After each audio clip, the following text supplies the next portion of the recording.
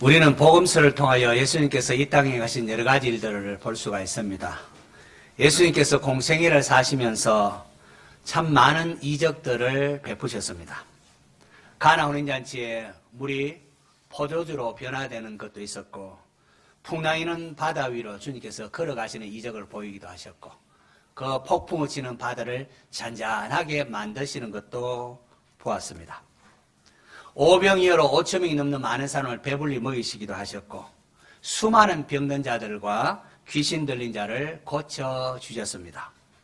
38년 된 병자를 고치셨고, 중풍병자를 고치셨고, 혈루증 여인을 치료하셨고, 온몸에 나병든 자를 고치셨고, 눈먼 자를 눈뜨게 하셨고, 또 걷지 못한 자를 일으키기도 하셨습니다. 심지어는 죽은 나사로를 살리셨고, 나인성 과부의 죽은 독자도 살리셨습니다. 이렇듯 예수님께서 참 많은 일들을 행하셨고 하셨는데, 주님께서는 제자들에게 내가 행한 기적들을 기억해라 그렇게 하지를 않으셨습니다.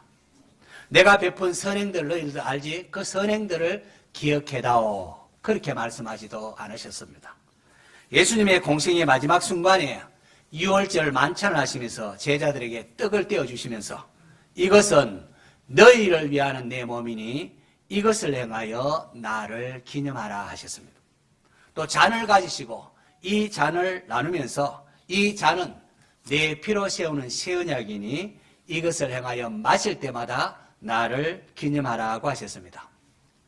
도대체 유월절 만찬에서 행하신 이것이 도대체 무엇이기에 예수님께서 그 어떤 기적이나 그 어떤 선행보다도 이것을 행하여 나를 기념하라 하셨을까요?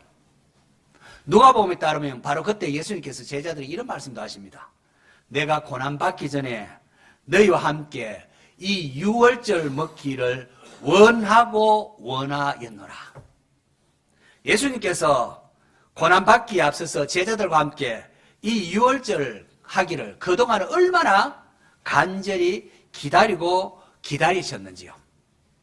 예수님께서 친히 베드로와 요한을 앞서 보내면서 보라, 너희가 성내로 들어가면은 한 물뚱이 이고 가는 사람 만나는데 그 사람 따라가서 그가 들어가는 집으로 들어가서 그 집 주인에게 선생님이 내게 하는 말씀이 내가 네 제자들과 함께 유월절 먹을 객실이 어디 있느냐 하시더라 하라.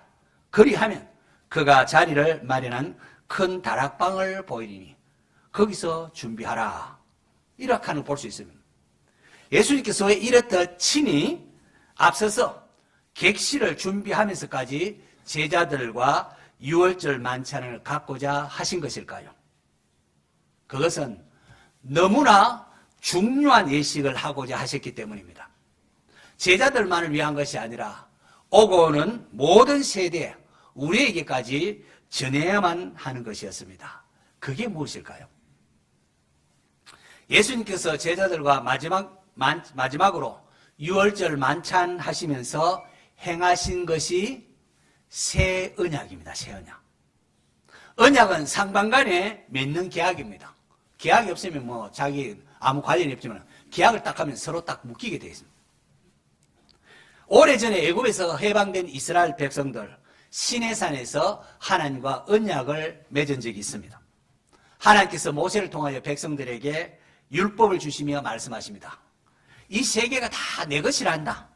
너희가 내 말을 잘 듣고 내가 준 이 율법, 이 언약을 지키면 너희는 모든 민족 중에 내 소유가 되겠고 너희가 내게 대하여 제사장 나라 거룩한 백성이 되리라고 했습니다.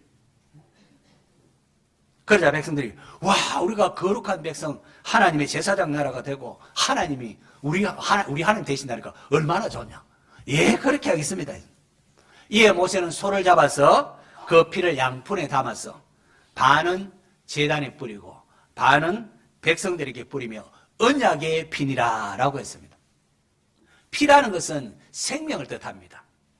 상반간 누구든지 이 언약을 지키지 않으면 죽음으로써 값을 치러야 한다는 겁니다. 그렇게 언약을 확 맺는 겁니다. 이후 이스라엘 백성들이 하나님 주신 율법에 순종하는 한 하나님께서는 이스라엘 백성들을 책임져 주셨습니다. 이 가나안 땅 하나님께서 적절한 때에 이른 비 늦은 비를 주셔서 풍성하게 하시고 일용할 양식도 주시고 각종 질병이나 재해도 막아주시고 적들이 쳐들어올 때 하나님께서 또한 막아주셨습니다. 하나님은 언약에 신실하신 분이십니다. 하지만 이스라엘 백성들은 하나님께 신실하지를 못했습니다. 출애굽 1세대들 광야에서 죽은 것은 왕이신 하나님을 신뢰하지 아니하고 하나님 말씀에 불순종했기 때문에 그렇습니다. 출애굽 2세대들이 이제 가나안에 들어가서 정착하게 되는 사사시대가 펼쳐진대요. 사사시대 여러분 또 읽어보면은 이스라엘 백성들의 범죄, 그래 하나님이 징계하시고 회개하면은 다시금 그들을 구원하기 위하여 사사를 보내주셔서 구원하는 모습도, 또 살만하면 또 범죄하고 또 하나님 징계하시고 또 다시 회개하면은 구원해. 이게 쳇바퀴 돌듯이 반복이 됩니다. 이스라엘 백성들 우리에게 이제 왕이 있어야 되겠다 하면서 왕을 구해서 사울 이후로 왕정시대가 펼쳐진대요. 왕정시대에도 보면은 그들이 어땠는가 보면 호세아서에 보니까 그들은 아담처럼 언약을 어기고 거기에서 나를 반역하였느니라. 왕정시대도 하나님의 언약을 버렸다는 아담처럼 했는데요. 여러분 아담처럼 언약을 어겼다고 했는데요. 하나님께서 에덴 동산을 만드시고 아담과 하와에게 그걸 다 주시면 동산나무의 열매는 네가 마음대로 다 먹어도 된다. 단 하나 선악을 알게 한 나무의 열매는 먹지 말아라. 먹는 날에는 반드시 죽으리라. 이건 하나님의 주권을 인정하라. 하나님의 주인됨을 인정하고 그러면 내가 다 주겠다고. 그러나 아담은 하나님의 언약을 어기고 자기가 하나님처럼 되려고 자기가 주인 행세하려고 선악과를 따먹음으로 결국은 죽음이 오게 되었습니다. 하나님의 언약대로만 살면은 하나님께서 이스라엘의 방패와 보호자가 되어주실 터인데 이스라엘 백성들은 하나님의 언약을 어기고 우상을 섬기며 죄를 지었습니다. 이로 인하여 북이스라엘은 주전 721년경에 아수리에 의해 망해버렸고 하나님께 남유다를 아끼셨는데요. 그러나 남유다도 결국은 죄를 범함으로 말미암아 주전 586년에 바벨론에 의하여 망하고 맙니다. 그런데 하나님께서는 그 망해가는 남유다를 바라보면서 하나님께서 에레미야 선지자를 통하여 장차 새 언약을 맺을 것이라고 하셨습니다. 여호와의 말씀이니라. 보라 날이 이르리니 내가 이스라엘 집과 유다 집에 새 언약을 맺으리라. 이 언약은 그들의 조상들의 손을 잡고 애굽 땅에서 인도하여 내던 날에 맺은 것과 같이 아니할 것은 내가 그들의 남편이 되었어도 그들이 내 언약을 깨뜨렸음이니라. 여호와의 말씀이니라. 그러나 그날 후에 내가 이스라엘 집과 맺을 언약은 이러하니 곧 내가 나의 법을 그들 속에 두며 그들의 마음에 기록하여 나는 그들의 하나님이 되고 그들은 내 백성이 될 것이라. 하나님께서 이스라엘 백성들이 언약을 지키지 못함으로 인하여 망하게 되자 그냥 내버려 두시지 아니하시고 날이 이르면은 내가 새 언약을 맺겠다고 말씀을 하셨습니다. 옛 언약은 돌판에 이렇게 하나님 율법을 새겼지만은 새 언약은 마음에 새기겠다고. 예수님께서 잡히시기 전날 밤 유월절을 잡수시면서 제자들과 맺은 언약이 바로 그 새 언약입니다. 에레미야를 통하면서 예언하셨던 새 언약입니다. 예수님이 누구십니까? 예수님 여러 가지 이적과 또는 표적을 통하여 하나님의 아들 되심을 보이시지 않습니까? 예수님은 하나님의 아들이십니다. 지금껏 이스라엘 백성들 범죄할 때마다 자기의 죄를 대신하여 짐승을 잡아 죽여서 그 피를 가지고 성소로 하나님께로 나왔습니다. 그러나 새 언약은 더 이상 짐승의 피가 아니라 예수 그리스도의 피로 나아가게 되는 것입니다. 그래서 히브리서 보면은 염소와 송아지의 피로 아니하고 오직 자기의 피로 영원한 속죄를 이루사 단번에 성수에 들어가셨느니라 하고 말씀하는 것을 볼 수가 있습니다. 옛 언약, 새 언약 비교 히브리서 기자는 그렇게 말합니다. 시내산에서 맺은 옛 언약 안에 있던 이스라엘 백성들, 하나님께서 주신 율법대로 행하지 못함으로 광야에서 죽거나 아수르와 바벨론에게 망하고 말았습니다. 이 율법의 행위로서는 하나님 앞에 의롭다함을 얻을 육체가 없습니다. 율법으로는 우리가 죄인이구나 하는 것을 깨달을 따름입니다.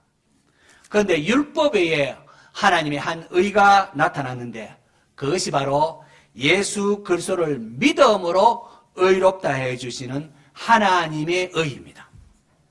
그게 바로 새 언약입니다. 하나님의 독생자 예수 그리스도께서 대속의 피를 흘려주심으로 말미암아 우리의 죄값을 대신 다 치르시고 우리를 깨끗게 하시고 우리의 마음에 성령님을 보내사 우리의 마음을 새롭게 하시는 사역을 하는 것, 바로 그게 새 언약입니다. 하나님께서 이스라엘 백성들이 연약함으로 율법을 지키지 못함을 보시고 장차 날이 이를 때에 새 언약을 세우겠다고 했습니다. 새 언약은 성부 하나님을 대신하여 성자 예수님, 또 이스라엘, 새 이스라엘을 대표해서 12사도, 그래서 예수님과 제자들이 맺은 언약입니다. 새 언약은 옛 언약과는 달라서 우리의 행위가 아니라, 우리의 어떤 율법적 행위가 아니라 오직 하나님의 은혜로 구원함을 받는 것을 말합니다. 그래서 사도 바울은 모든 사람이 죄를 범하였음에 하나님의 영광에 이르지 못하더니 그리스도 예수 안에 있는 속량으로 말미암아, 속량이라는 것은 몸값을 대신 지불해 주는 것. 그래서 종들의 노예의 몸값을 대신 지불하고 자유케 하는 것. 속량으로 말미암아 하나님의 은혜로 값 없이 의롭다 하심을 얻은 자 되었느니라고 했습니다. 할렐루야. 죄의 삭은 사망인데 하나님의 아들 예수님께서 대신 죄인들을 대신하여 십자가에 죽어 주셨다는 겁니다. 새 언약을 맺으신 예수님, 그날 밤에 산헤드린에서 보낸 군병들에게 잡히시고 대제사장에게 신문을 받으십니다. 산헤드린에서 아무리 거짓 정인을 동원해서 예수님의 죄를 찾으려고 했지만 죄를 찾을 수가 없었습니다. 그러자 대제사장이 마지막으로 네가 하나님의 아들 그리스도인지 우리에게 말하라. 내가 찬송받을 이의 아들 그리스도냐? 그렇게 물었습니다. 그때 예수님께서 네가 말하였느니라, 내가 그니라 라고 하십니다. 그러자 대제사장이 그래 네가 하나님의 아들이라고 한단 말이지 참담하도다 하면서 공회원들에게 너희들은 어떻게 생각하느냐 하니까 모두가 우리도 다 사형에 해당합니다. 사형에 해당합니다. 그렇게 해서 예수님이 하나님의 아들이라고 주장함을 통하여 참남하다 하면서 사형에 그렇게 처해지게 됩니다. 그런데 대제사장과 장로는 자기들이 돌로 쳐 죽이나 그렇게 하지 아니하고 로마 총독에게 넘겨서 십자가형에 나무에 달려 죽도록 그렇게 만듭니다. 왜 그렇게 십자가형을 처하도록 만들었는가 하면은 신명기에 보니까 나무에 달린 자는 하나님께 저주를 받은 자라는 말씀이 있습니다. 그래서 대제사장과 장로들은 예수님을 나무에 달려 십자가형에 죽게 함을 통하여 하나님의 저주를 받은 자라는 것. 봐라, 예수라서 하나님의 아들이 아니지 않느냐, 오히려 하나님의 저주를 받은 자가 아니냐 하면서 그렇게 나무형에 십자가형에 처하도록 그렇게 한 것입니다. 그렇게 해서 십자가에 못 박아 죽였는데 어떻게 됐습니까? 사흘 만에 예수님이 다시 살아나셨습니다. 할렐루야. 아니 예수님이 사흘 만에 다시 살아나셨습니다. 그래 제자들 예수님이 살아나셔서 예수님이 하나님 아들 맞다고 막 외치는 겁니다. 예수님의 부활은 예수님이 예수님이 하나님의 아들이 맞다는 것을 증거하는 것, 하나님이 그를 인정하는 것이었습니다. 자, 그렇다면 하나님의 아들이, 예수님이 하나님의 아들이신데 왜 하나님께 저주받은 자처럼 십자가에 못 박혀 죽으셨을까요? 그제야 제자들은 예수님께서 유월절 만찬 때에 그들에게 나누어 주신 떡과 잔의 의미를 깨닫습니다. 그리스도께서 우리를 위하여 저주를 받은 바 되사 율법의 저주에서 우리를 속량하셨다. 그렇게 외칩니다. 예수님의 부활을 목격한 제자들이 나가서 외친 복음이 바로 이겁니다. 예수님이 십자가를 못 박히고서 우리의 죄를 대신하여 죽으심이고 예수님이 사흘 만에 다시 살아나심으로 우리도 부활한다는, 그게 바로 사도들이 전한 복음입니다. 오늘 본문 고린도전서 11장 끝부분을 읽었는데요. 고린도전서 12장부터 14장까지 은사장이 펼쳐집니다. 고린도교회 교인들이 뭐 바울파, 아볼로파, 게바파, 뭐 나는 직통파 하면서 서로 다투고, 내가 가진 은사가 서로 크다고 막 다툼할 때에 은사는 교회에 덕을 세우라고 주신 것이지 자기를 높이고 자랑하라고 준 것이 아니라 라고 그렇게 하면서 사랑이 없으면 아무것도 아니다. 그렇게 은사장을 쭉 설명을 합니다. 그렇게 하고 난 다음에서 15장으로 딱 넘어오면은 다시금 교회의 본질인 복음으로 여러분 돌아가야 된다고 그렇게 말씀합니다. 그러면서 15장 1절 딱 보면 형제들아 내가 너에게 전한 복음을 너에게 알게 하노니 하면서 복음이 뭔 것은 이는 성경대로 그리스도께서 우리 죄를 위하여 죽으시고 장사지는 바 되셨다가 성경대로 사흘 만에 다시 살아나사 라고 해서 바로 이것이 나나 다른 사도들이나 바울이나 사도들이 전한 복음이라고 하면서 너희가 만일 그 말을 헛되이 믿지 아니하고 굳게 지키고 믿으면은 그로 말미암아 구원을 받으리라 라고 했습니다. 성도 여러분, 예수님은 얼마든지 십자가의 죽음을 피할 수 있었습니다. 12군단 더대는 천군 천사를 동원하여 자기를 잡으러 온 군병들을 물리칠 수 있었습니다. 하지만 예수님은 그렇게 하지 않으셨습니다. 욕을 당하되 맞대 욕하지 아니하시고 고난을 당하실 때 위협하지 아니하시고 오직 공의로 심판하시는 이에게 부탁하셨습니다. 왜요? 왜 그렇게 하셨습니까? 우리를 사랑하셨기 때문입니다. 성경을 보면 갈라디아서 나를 사랑하사 나를 위하여 자기 자신을 버리신 하나님의 아들, 나를 사랑하사 나를 위하여 자기 자신을 버리신 하나님의 아들이라고 했습니다. 계시록에도 보면 우리를 사랑하사 그의 피로 우리 죄에서 우리를 해방하시고 그의 아버지 하나님을 위하여 우리를 나라와 제사장으로 삼으셨다. 우리의 공로가 아니라 우리 예수님의 보혈로 우리를 나라와 제사장 삼으셨다. 우리를 사랑하사 그의 피로 그렇게 했다는 겁니다. 할렐루야. 예수님께서 떡과 잔을 나누면서 이것은 너희를 위하여 주는 내 몸이니라. 이 잔은 너희를 위해 흘리는 내 피니라. 그렇게 하시면서 이것을 행하여 나를 기념하라고 하셨습니다. 기독교는 은혜의 종교입니다. 은혜의 종교. 날 위해 몸이 찢기시고 피 흘리신 하나님의 은혜를 알지 못하면은 아무 다른 우리가 뭘 한다 하는 거 아무 소용이 없습니다. 성찬의 의미를 모를 때는 제자들이 예수님을 따른다고 하면서도 서로 시기하고 질투하고 다퉜습니다. 성찬의 의미를 모를 때에 누가 더 높은 자리를 차지할 것인가 이 문제 가지고 서로 으르렁거렸습니다. 야고보와 요한이 어머니를 대동하여 우리 형제 높은 자리 좀 달라고 할 때는 제자들 듣고 난리 났습니다. 하지만 예수님의 십자가와 부활을 통하여 성찬의 의미를 알게 되자 제자들은 달라졌습니다. 고린도 교인들 서로 최고라는 것, 이 성찬의 의미를 지금 말하고 있는 겁니다. 그들은 더 이상 자신을 높이지 않고 예수님만을 높였습니다. 베드로와 요한이 성전 미문에 앉아있던 걷지 못한 자를 일으켰습니다. 놀라운 이직이 일어났습니다. 예전 같았으면 봐라 내가 그래도 예수님 수지자요. 내가 얼마나 능력 있는 사도인가. 내가 제일 높다. 아마 이렇게 했을지 모르겠습니다. 그러나 베드로와 요한은 달라졌어요. 180도 달라졌습니다. 이스라엘 사람들아 왜 우리를 보느냐. 왜 우리 개인의 권능과 경건으로 이 사람을 걷게 한 것처럼 왜 우리를 주목하느냐. 우리가 아니다. 나사렛 예수 그 이름이 이 사람을 낫게 하였느니라 하면서 모든 영광을 주님께 돌렸습니다. 그리고 살든지 죽든지 그 하나님의 사랑을 전하기 위하여 기쁨으로 헌신하는 제자의 삶을 삽니다. 오늘 저와 여러분은 어떻습니까? 성찬의 의미를 알고 있습니까? 예수님의 죽으심이 죄인인 나를 위한 것임을 믿습니까?